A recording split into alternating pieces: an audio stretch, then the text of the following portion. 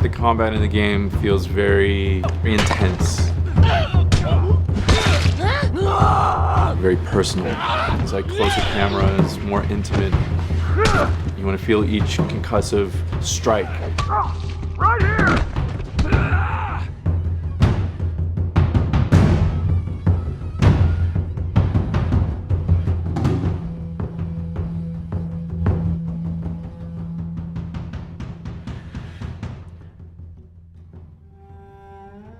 The people you're fighting in this world are no different from you. They're survivors just like you. They're trying to find anything to get by. We want to make you feel for these enemies. We want to make you hate them, feel sorry for them, be afraid of them. Make you feel kind of bad when you shoot at them. You have to feel that there is that consequence to engaging with these people and that there is something at stake. Your objectives aren't lining up, so now it's time to kill or be killed.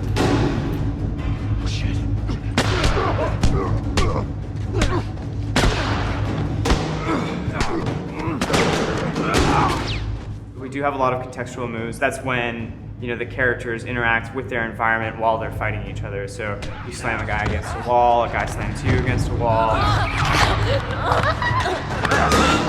Grounding of the combat in the game world, which kind of makes it a lot more interesting and more real. Nothing really says you're in this environment like having your head slammed against it.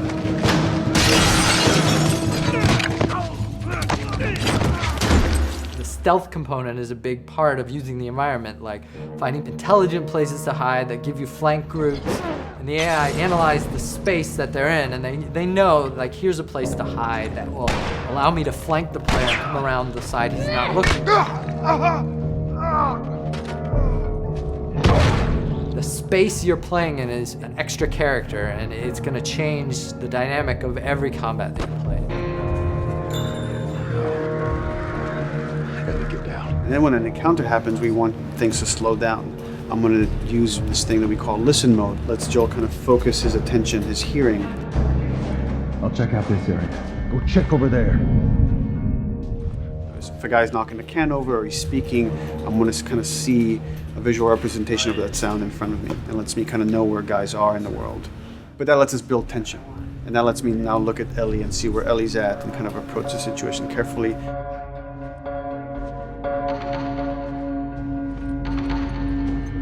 The AI are helping you and you are helping them, and there's a back and forth. For example, Ellie will start doing things like picking up a brick and tossing it at enemies to distract them and to help you out in combat. What we wanted them to do is to have their vocals be an assistance to you in gameplay. Ellie will call out when an enemy is near you and is just starting to gain line of sight on you. She'll say on your left or on your right and try to give you some hints as to where the enemy is. Hey! So when I'm in a jam as Joel, and I'm pinned to the ground by a clicker, Tess might come in and like shoot an infected right off of me. And it's like, cool, I'm relying on them and they're relying on me, and I feel like I'm working through this space together with them.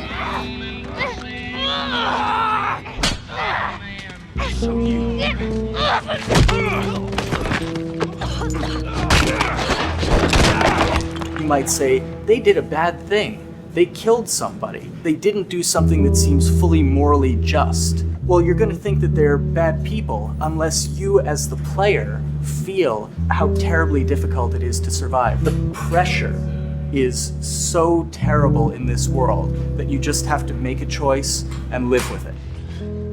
Right now, I'm gonna jump down there and I'm gonna clear us a path. What about me? You reckon you can handle that? Just so we're clear about back there,